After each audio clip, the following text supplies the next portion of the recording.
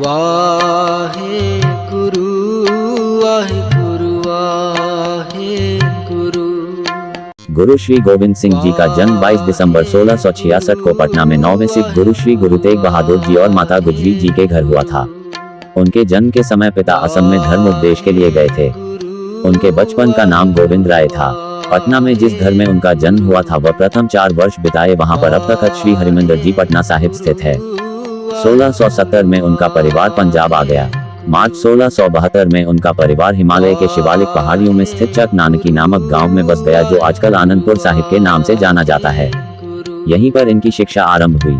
उन्होंने फारसी, संस्कृत की शिक्षा ली और एक योद्धा बनने के लिए सैन्य कौशल सीखा। गोविंद राय जी नित्य प्रति आनंदपुर साहब में आध्यात्मिक आनंद बांटते, मानव मात्र में नैतिकता, निडरता तथा आध्यात्मिक जागृति का संदेश देते थे। वह शांति व सहनशीलता की मूर्ति थे। काश्मीरी पंडित जबरन धर्म परिवर्तन और मुसलमान बनाए जाने के विरुद्ध फरियाद लेकर गुरु श्री तेग बहादुर जी के दरबार में आए और कहा कि हमारे सामने ये शर्त रखी गई है कि है कोई ऐसा महापुरुष जो इस्लाम स्वीकार नहीं कर अपना बलिदान दे सके तो आप सबका भी धर्म परिवर्तन नहीं किया जाएगा। उस समय श्री गुरु गोविंद सिंह जी 9 साल के थे। उन्होंने पिता श्री गुरु तेग बहादुर जी से कहा, आपसे बड़ा महापुरुष और कौन हो सकता है। कश्मीरी पंडितों की फरियाद सुन उन्हें जबरन धर्म परिवर्तन से बचाने के लिए स्वयं इस्लाम न स्वीकारने के कारण 11 नवंबर 1675 को औरंगजेब ने दिल्ली के चांदनी चौक में सार्वजनिक रूप से उनके पिता श्री गुरु तेग बहादुर जी का सिर कलम कर दिया। इसके पश्चात वैशाखी के दिन 29 मार्च 1676 को गोविंद सिंह सिखों के 10वें गुरु घोषित हुए। 10वें गुरु बनने के बाद भी उनकी शिक्षा जारी रही। शिक्षा के अंतर्गत उन्होंने लिखना पढ़ना, घुड़सवारी तथा सैन्य कौशल सीखे। श्री गुरु गोविंद सिंह की 3 पत्नियां थीं। पहली पत्नी से उनके 3 पुत्र हुए जिनके नाम थे जुझार सिंह, जोरावर सिंह, फतेह सिंह। उनका दूसरा विवाह माता सुंदरी के साथ हुआ। उनसे एक बेटा हुआ जिसका नाम था अजित सिंह। तीसरा विवाह माता साहिब देवन से विवाह हुआ था। अप्रैल 1685 में सिरमौर के राजा मत प्रकाश के निमंत्रण पर गुरु गोविंद सिंह ने अपने निवास को सिरमौर राज्य के कोंटा शहर में स्थानांतरित कर दिया। गुरु जी कोंटा में लगभग 3 साल रहे और कई ग्रंथों की रचना की। बहुत कम समय में उन्होंने अनुयायियों की मदद से एक किले का निर्माण करवाया। 1687 में नादौन की लड़ाई में गुरु गोविंद सिंह, भीमचंद और पहाड़ी राजाओं की सेनाओं ने अलिफ खान और उनके सहयोगियों की सेनाओं को हरा दिया था और व्यास नदी के तट पर गुरु गोविंद सिंह 8 दिनों तक रहे। भंगानी के युद्ध के कुछ दिन बाद रानी चंपा, बिलासपुर की विधवा रानी, ने गुरु जी से आनंदपुर साहिब चक नानकी वापस लौटने का अनुरोध किया जिसे गुरु जी ने स्वीकार किया। वह नवंबर 1688 में वापस आनंदपुर साहिब पहुंच गए। 1695 में दिलावर खान ने अपने बेटे हुसैन खान को आनंदपुर साहिब पर हमला करने के लिए भेजा। मुगल सेना हार गई और हुसैन खान मारा गया। हुसैन की मृत्यु के बाद दिलावर खान ने अपने आदमियों को शिवालिक भेज दिया। हालांकि वे जसवाल के गज सिंह से हार गए थे। पहाड़ी क्षेत्र में इस तरह के घटनाक्रम मुगल सम्राट औरंगजेब लिए चिंता का कारण बन गए और उसने क्षेत्र में मुगल शासन बहाल करने के लिए सेना को अपने बेटे के साथ भेजा। गुरु श्री गोविंद सिंह जी का नेतृत्व सिख समुदाय के इतिहास में बहुत कुछ नया लेकर आया।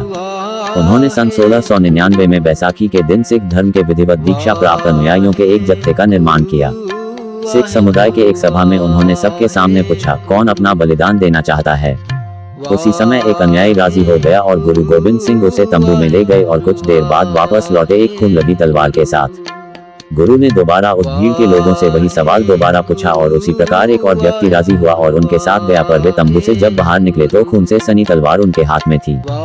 उसी प्रकार 5वां स्वयंसेवक जब उनके साथ तंबू के भीतर गया। कुछ देर बाद गुरु गोविंद सिंह सभी जीवित सेवकों के साथ वापस लौटे और उन्होंने उन्हें पंच प्यारे या पहले खालसा का नाम दिया। उसके बाद गुरु गोविंद जी ने एक लोहे का कटोरा लिया और उसमें पानी और चीनी मिलाकर दुधारी तलवार से घोलकर अमृत का नाम दिया। पहले 5 खालसा के बनाने के बाद उन्हें 6वां खालसा का नाम दिया गया, जिसके बाद उनका नाम गुरु गोविंद राय से गुरु श्री गोविंद सिंह रख दिया गया। उन्होंने ही 5 ककों का महत्व समझाया और कहा, केश, कंधा, कड़ा, किरपान, कच्छा। इधर 27 दिसंबर सन 1704 को दोनों छोटे साहिबजादे श्री जोरावर सिंह व श्री फतेह सिंह जी को दीवारों में चुनवा दिया गया।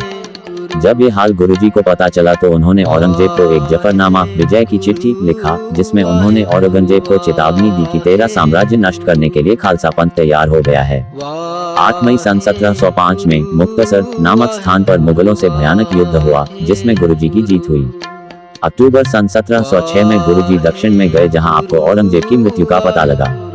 औरंगजेब की मृत्यु के बाद गुरुजी ने बहादुर शाह को बादशाह बनाने में मदद की। गुरुजी व बहादुर शाह के संबंध अत्यंत मधुर थे। इन संबंधों को देखकर सरहद का नवाब वजीद खां घबरा गया। अतः उसने 2 पठान गुरुजी के पीछे लगा दिए। इन पठानों ने गुरुजी पर धोखे से घातक वार किया, जिससे 7 अक्टूबर 1708 में गुरु श्री गोबिंद सिंह जी नांदेड़ साहिब में दिव्य ज्योति में लीन हो गए। अंत समय आपने सिखों को गुरु ग्रंथ साहिब को अपना गुरु मानने को कहा व खुद भी माथा टेका। गुरुजी सिखों के 10वें गुरु होने का साथ साथ एक महान योद्धा, कवि, भक्त एवं आध्यात्मिक नेता, मौलिक चिंतक व संस्कृत, ब्रज भाषा, फारसी सहित कई भाषाओं के ज्ञाता भी थे। वे बाल्यकाल से ही सरल, सहज, भक्तिभाव वाले कर्मयोगी थे। गुरु गोबिंद सिंह जी ने अपने जीवन काल में अनेक रचनाएं की, जिनकी छोटी छोटी प्रतियां बना दी। उनके प्रयाण के बाद उनकी धर्मपत्नी माता सुंदरी की आज्ञा से भाई मनी सिंह खालसा और अन्य खालसा भाइयों ने उनकी सारी रचनाओं को इकट्ठा किया और एक जिल्द में चढ़ा दिया था। जपजी साहिब, अकाल स्तुति, बचित्र नाटक व चंडी चरित्र प्रमुख हैं।